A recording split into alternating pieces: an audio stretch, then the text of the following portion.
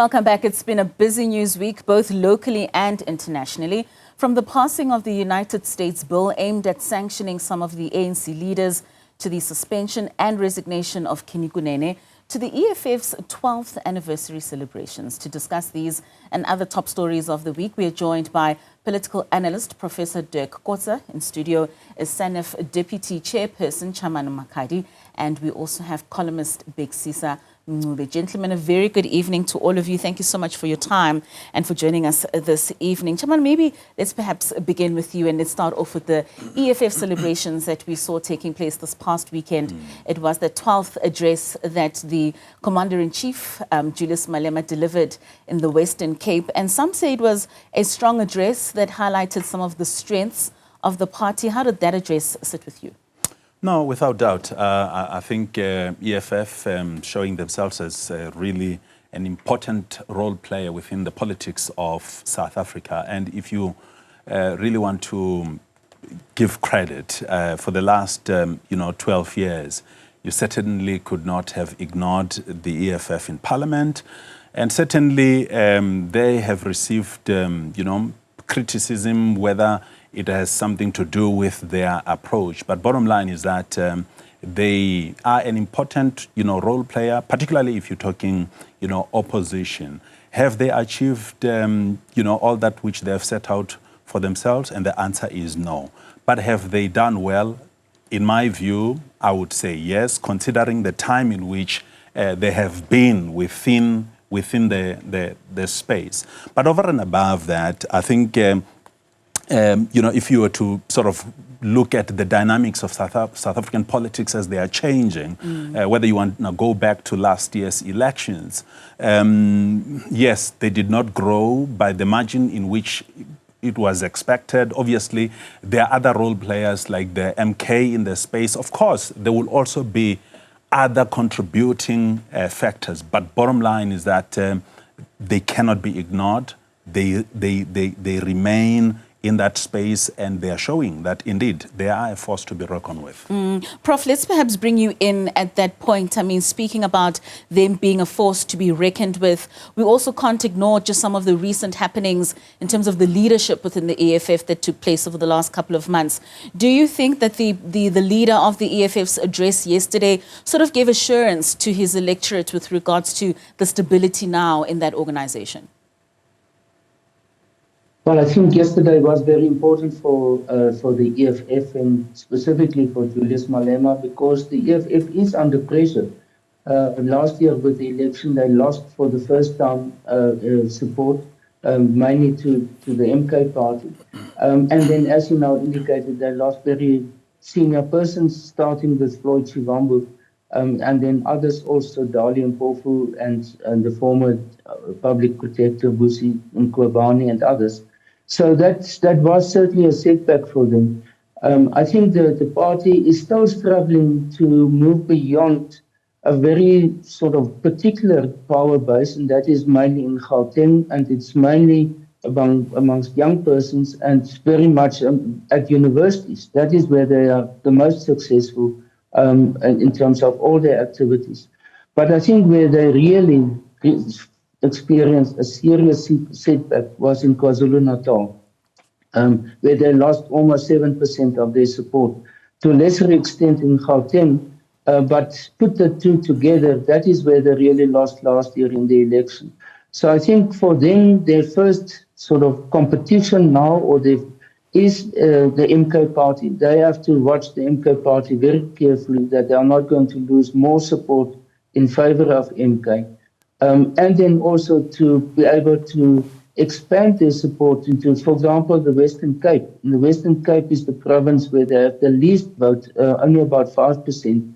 And they haven't managed yet to really turn that trend around. And Prof, I mean, speaking about that power base lying specifically within the Gauteng region and also at universities, do you think it was quite strategic in terms of the venue yesterday, with it being in the Western Cape and not at a university, but seemingly reaching out to a broader community, especially having it at a township such as Khayelitsha. Of course, they did mention that they initially did want it in the Eastern Cape, but because of the floods, it would seem a little bit insensitive to be holding a celebration in that area. Yes, the Western Cape and specifically Khayelitsha is very strategic. Khayelitsha is a stronghold for the ANC in the Western Cape. MK does not have really much of a presence in the Western Cape, so the EFF is in a sense in better position there than in some of the other provinces like Mpumalanga or KwaZulu-Natal, even Gauteng. So in that sense, it is for them very important that they must show some growth in a province like the Western Cape. The one province where they actually last year did increase their support was the Northern Cape. But the Northern Cape is such a small population that in terms of the bigger picture of proportional representation, it didn't make any impact on the EFF. So there are growth points, but it is normally not in areas where it really is visible in terms of the national total. I think then that is where the EFF will have to focus much more on. For example, the strong points right in the beginning when they were formed in 2013 were the Northwest and Limpopo, and there they were the official opposition parties at provincial level, but they haven't expanded beyond that. For example, to Mpumalanga and other provinces also. Chairman, I mean, we're speaking about the growth points that the EFF should be looking at. Apart from losing a good number of the electorate to the MK party, what would you contribute their decline to in the 2024 elections? Obviously, there are different theories to this, because some would talk about, their stance, whether it has, with something to do with, foreign nationals, for example. It's a mixed bag, I would say. But on the point around going to, the Western Cape, I think it's a strategic move considering the upcoming elections. And I think it sort of gives them the opportunity to begin to sort of campaign for 2026. I know that Western Cape, it's sort of a tightly contested space. I mean, whether you're talking about, the ANC, which at some point, obviously, they had quite a good footprint or dominance in that province, but those days are gone. We know that the DA, obviously, if you're talking Western Cape, obviously that's their space. But for EFF, considering what they have gone through, I mean, Prof has already sort of touched on the losses which they've had, whether it was through Mbuyiseni Ndlozi, Floyd Chibambu, Darlin Mpofu, and I'm talking leaders who were obviously revered by their support base. And obviously, at this point, they have a lot of work to do to mobilize, the ground, their forces, in making sure that at least there is some kind of improvement considering where they are coming from. But over and above that, I mean, you have now the MK, which is another big role player if you're talking opposition. So they are not going to have it easy, I must say. The dynamics of South African politics are changing, but also perhaps maybe something which is a topic for another day. I was just thinking about the number of people who registered to vote versus those who actually voted on the day. And I guess, that kind of responsibility beyond the IEC, for example, I think political parties themselves, they also bear that kind of responsibility, making sure that those whom they want, to bring into their corner, they actually vote in real terms. Yeah. I mean, just on that point, Prof, in terms of getting people to actually go out and vote, and the EFF has always been considered to be a party that's more attractive to the youth and to younger people who seemingly were the ones who were not so much going out to those polls. How much work do you think the EFF needs to do in terms of either revitalizing that youth in the local government elections or also just calling upon other groupings to ensure that they secure a higher number? Yeah, I think next year's election will be a particularly difficult challenge for the EFF because when it comes to local government elections, the voter turnout is even lower than that of national and provincial elections. And the participation, especially of younger persons in local government elections, are comparative to the national and provincial elections also much lower. So it's a double whammy almost for the EFF is that local elections are simply not attractive for the youth or young voters, especially in the ages from 18 to the middle 20s. And that's where a lot of their strength lies. And if they are not able to mobilize them, it will be a seriously uphill struggle for the EFF in order to reach even the results that they've had in the past. They played a very important role in local government, especially in metros, for example, and particularly in Gauteng, where they were sometimes the third biggest party or the fourth one, and but then very often was sort of the balance of power between these different parties, and very often one can call it that they have the veto power or they were the kingmakers, whatever you want to call that, but they did play that role, and that gave them disproportionate more power than the results that they've received in these elections. So that is the bare minimum that they will have to protect in order to remain a national relevant party at local government level. Chairman, I mean, Prof is speaking about the EFF's influence in metros, especially in Gauteng. In that address, EFF leader spoke specifically about Cape Town and saying that it cannot be said that it's the best run city in the country if communities such as Khayelitsha are really not getting the best out of what it is that city has to offer. Do you think they would then start to be making inroads, I mean, even in relation of service delivery and all the other social ills that they mentioned within that address yesterday? Do you think the DA has anything to be worried about with regards to the EFF now starting to make inroads, especially with communities such as Khayelitsha and Gugulethu? I really don't think the DA will have anything to worry about at this stage. The local elections compared to the general elections, as in what we have seen last year, they tend not to be so popular, particularly with young people. But also, if you are just considering the fact that DA, they've basically established themselves. So I know that also there are a number of problems, particularly with places like Khayelitsha, Langa, all those areas. They have massive challenges. The DA, quite frankly, they have not done very well to improve the state of those communities. But I think the EFF do stand an opportunity, or a chance rather, to make a point. But voters, Katleho, they are no longer looking for slogans. They want action. They want to see change. So going into 2026, it will be really quite interesting to see the kind of strategy they come up with. But I think from yesterday, what we have seen, they seem to, have a good ear of the community. They seem to have people who are beginning to sort of listen to them. And it will just be interesting to see as to whether you are able to convert all of that into voters. Because that's another thing.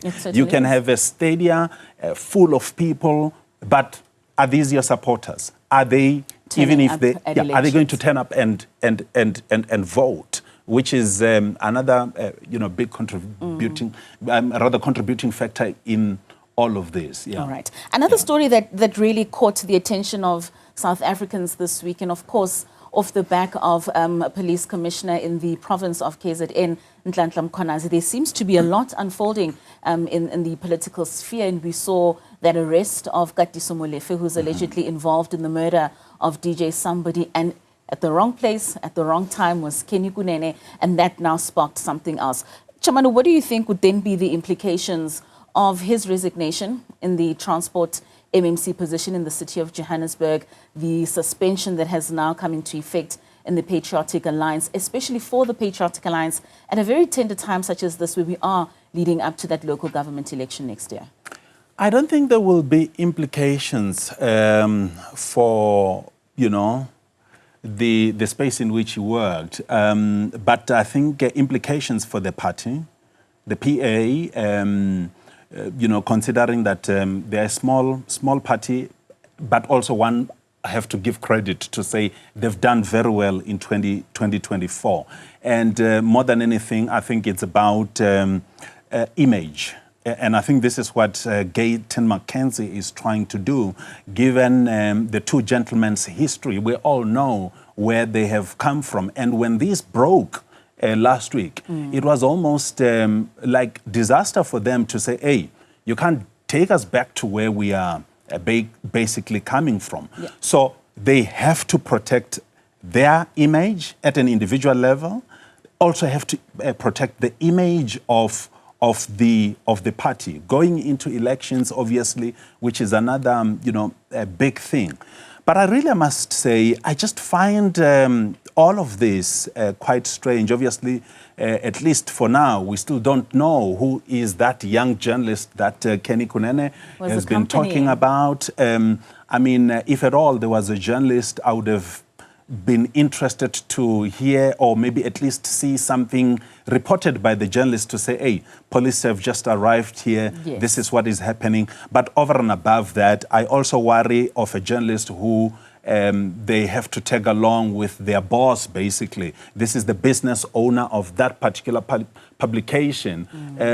Are they even capable of writing and report on a story like that? And these are just some of the things that really, I think when you present them to South Africans, I mean, South Africans are intelligent people and they are very good when it comes to analyzing, all of these things. No wonder the social media detectives, yes, have been out there and really finding those images. Finding those images and every piece of evidence there is, to put it forward to say, no, we are not going to be fooled this time around. All right, let's hold that thought, Prof. I'll come back to you with regards to your responses to that story. We are talking about the top stories of the week. I have political analyst Professor Dirk Kotze in studio. I also have the SENEF Deputy Chairperson Chamano Makhadi. So do stay with us. Send us your WhatsApps as well as your calls, as we'd love to hear what interested you this week. Do stay with us. Welcome back. This is Newsfeed, the late edition with Mika Tlhomsomi, and our panel discussion on this Sunday is, of course, looking back at the top stories of the week. I have with me in studio the SENEF Deputy Chairperson Chamano Makhadi, and also joining us via video link is Professor Dirk Kotze, as well as Big Sisa Mncube, who is also going to be joining us a little later on. Now, Prof, before we took the break, we were still speaking about the resignation of Kenny Kunene from the MMC of Transport position in the COJ, as well as now the suspension from the party, the Patriotic Alliance. And Chamano mentioned something with regards to ensuring that the party's image as well as the individual's image is protected at such a crucial time. How responsive are South Africans when it comes to images, especially in terms of a party and individuals? I think South Africans have become much more sensitive about that. There's lots of calls or expectations that when there's serious accusations against politicians, that they must either be removed from their offices, or they must be suspended, or something must be done about it. But it's not that it should not, like very often in the past, that there's first waiting until they've charged in court, and then maybe in the case of the ANC that they step aside, and that then the wheel starts rolling. I think South Africans feel that it's much more direct action is necessary, and that there is the message to the public representatives must be you don't have really a second chance. And I think this is what is slowly now coming through. We've seen it now with the Minister of Police. We've seen it with General Sabia.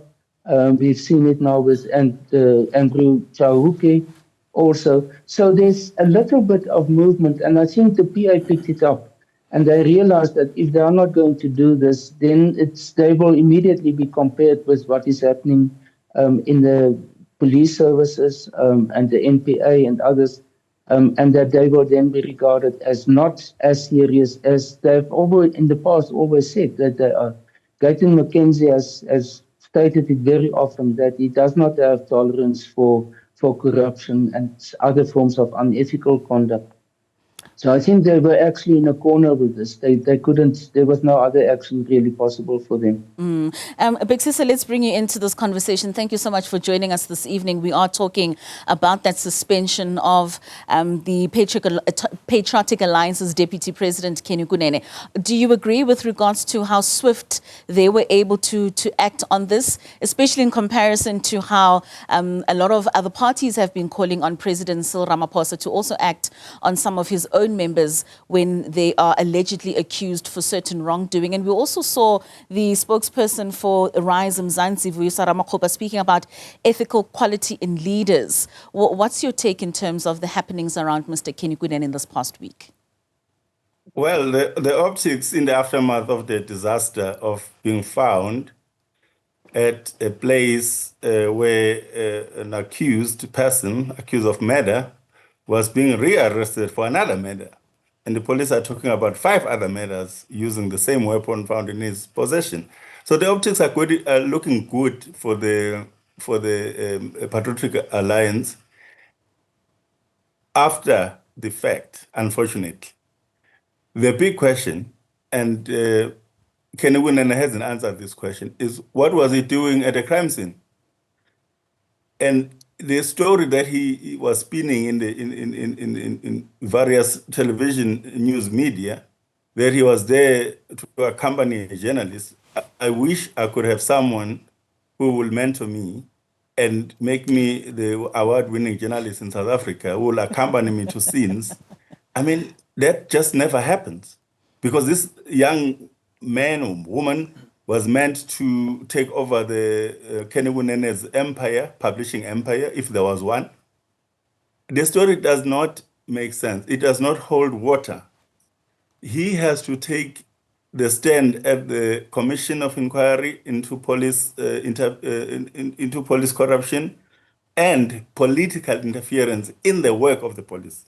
Now we know, as a matter of fact, that the only Minister of Police, Senzo Mchunu, did issue an instruction in his own words before the Constitutional Court, did issue the instruction that the political killing task team should be disbanded with immediate effect. This is his own words. So we already know that there is an issue there, either one, of misunderstanding one's powers, what we mean by oversight, or even something more sinister, that the political killing task team was disbanded so that we make it easier for the underworld to proceed and plunder our resources and kill and maim as they wish.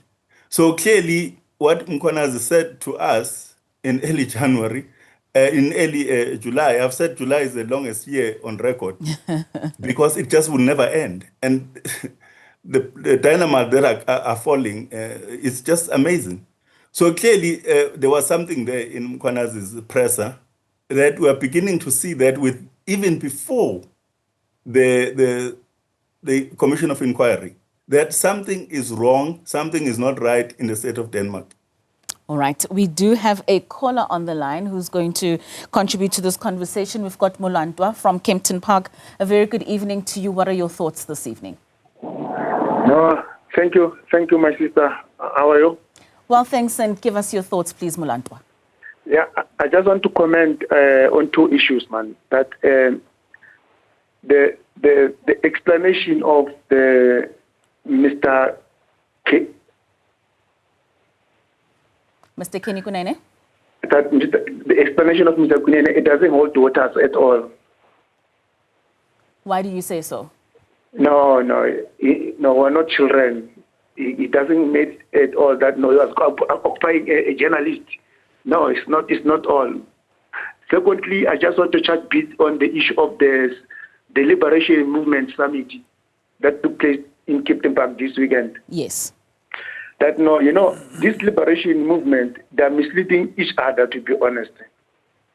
I mean, credential of political liberation, where the masses that are leading, their status doesn't change. For me, it doesn't make sense at all. Look at these countries that were presented to South Africa that met and kept the back. All of the countries that come from, all their people that are in South Africa.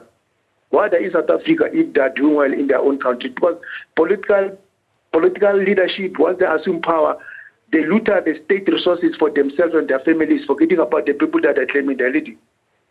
It's a problem. All right. So it can't be like that. Well, certainly, thank you so much for your comments this evening. Maybe it's one to just touch on as well. But before we do that, let's take a look at some of your WhatsApp that you're sending. Duelo says, greetings this evening. My highlight is the revelation of the 700 million budget for the National Dialogue. Of course, that's the National Dialogue that is coming up on the 15th of August that has been set by the presidency. We also have Temba Tsunuko says, good evening. The story that stood out for me this week was the one of Kenny Kunene being found in the house of a suspect. Of course, that's one that we've touched on extensively this evening. And then Mandla in the Eastern Cape says, hello. The story that stood out this week is the interview of the political party ZANU-PF. It was so intense and also proving a good job. Thank you, Newzroom Afrika. All right, so just going back to the call that Molanto had given with regards to the liberation movements, perhaps let's begin with you, Chaman. And he's talking about how these liberation parties are misleading each other. If their countries really were doing so well, many of their residents and the citizens of these countries wouldn't all be in South Africa, as he puts it. What's your take in terms of the relevance of liberation movements in this day and age? So much change that we've seen over the years. Yes, it is true that the liberation movements, I mean, they have played a very important role. If you were to contextualize the story of South Africa, you know, we would not have reached the point of 1994 had it not been all that was, you know, done prior to that moment. So it was, you know, important, very relevant, but I think the challenge that we're facing today, is it really, I mean, are we talking politics that seek to take care of the interest of society, or is it about individuals? And the latter seems to be the case, because if you just look at you know, the monies that sometimes never get to be accounted for. I'm talking about a country where there's still a lot of, you know, poverty. If you're talking about issues of unemployment, I mean, it's a story that will take us the entire program, right? Yeah. Mainly amongst young people of this country. So there's a challenge, and what we have seen more and more across the African continent is that liberation leaders, they tend to want to stay for too long in power. Whether you want to talk about Zimbabwe, the story of our neighbors that has unfolded before us for many years. They want to stay on for the longest of time. I mean, when Mnangagwa came just a few years, you know, back, people were celebrating to say, you know what, we are now going to see some kind of change. Have we seen the change that was, you know, anticipated or expected at that time? Still lots of problems. Right here at home, we still have problems of our own. But I must just end with a point and say, there is some kind of, I would categorize it as lack of introspection. So in other words, you need to look inwards. You need to look inside and say, what is the problem? Is the problem outside, or is the problem within, you know, the movement? And I want to believe that majority of the challenges or problems, they emanate from within. And as a matter of fact, they need to be dealt with before you can talk about, you know, all sorts of things. And I'm talking about the promises that we've had over the many years. Yeah, I think that's really my take on it. All right, gentlemen, let's just take a quick ad break. We'll be back with more just to discuss and wrap up some of the top stories of this week. So don't go anywhere. Stay with us. Welcome back. As we wrap up this first hour on Newsfeed PM, we are speaking about the top stories of this week with our analysts in studio and joining us on video link. Big Sisa, we saw this week the US passing and proposing rather that bill that would possibly see ANC leaders sanctioned. We also got some commentary from the counterpart of President Cyril Ramaphosa out in Zimbabwe, saying there's not much to worry about. What was your take on this? Did it take you by surprise that the US would now be sanctioning ANC leaders? Well, it's been in the making for a while. Those are the type of things that was happening in Washington long before the right-wingers got there and planted the seed about a white genocide that does not exist. So the idea that there's now going to be some sort of sanctions against certain leaders in this country, specifically against the leaders of the African National Congress, comes as no surprise. One should only ask one question. Where was the USA, where was Washington during the days when our country was plundered by the Guptas, the former President Jacob Zuma, and others? We know them by their first names because of the Gupta leaks. We know them by their first names because of the Zondo Commission. Some of them are now sitting nicely in Parliament,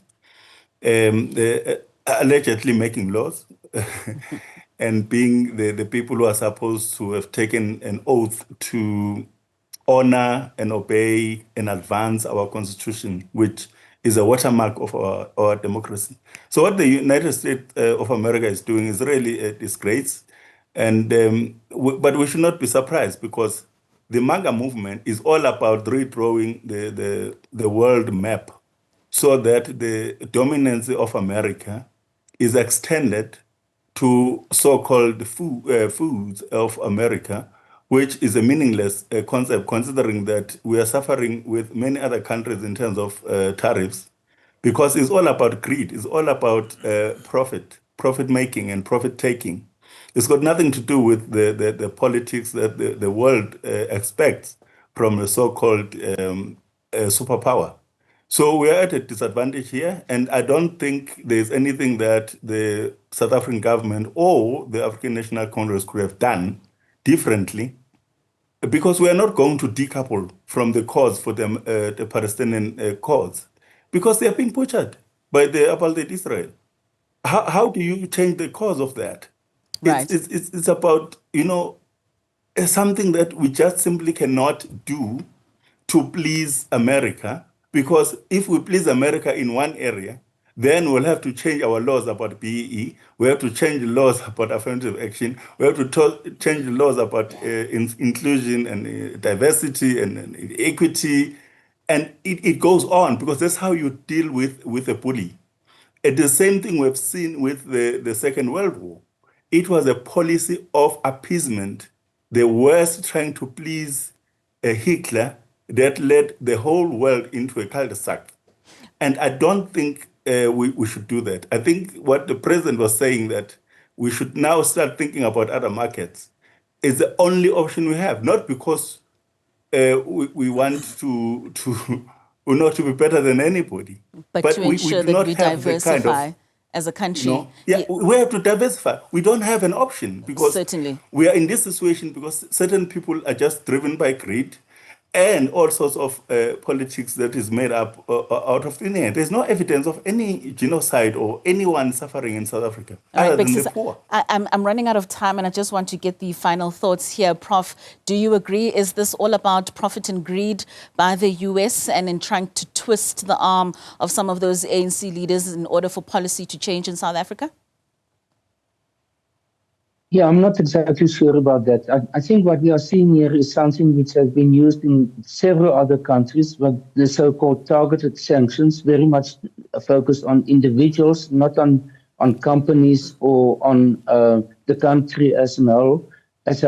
I think it is very unfortunate. I was personally quite surprised to see that when they announced it, that's in the pipeline, because I don't think it's going to really be able to provide a basis for sound relations between South Africa and the United States. It will actually complicate this relationship. So I don't know if it is going to be mainly associated with the term of President Trump and it will in future disappear again. Hopefully so, because if it stays for long, it can have more dire implications, economic implications for South Africa in general, and not only the persons involved that are targeted for these sanctions. Chamano, do you think the relations that South Africa has with Russia and China are really at the helm of these sanctions against ANC leaders?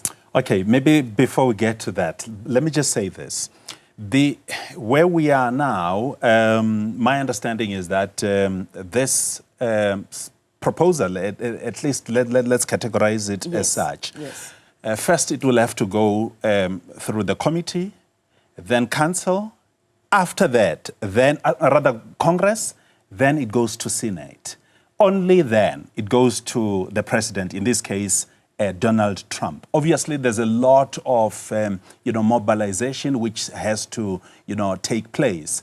Are we at a point where we should be worried? I don't think so. But yes, of course, it's a matter that if it were to proceed in the manner in which it's proposed, it must worry us.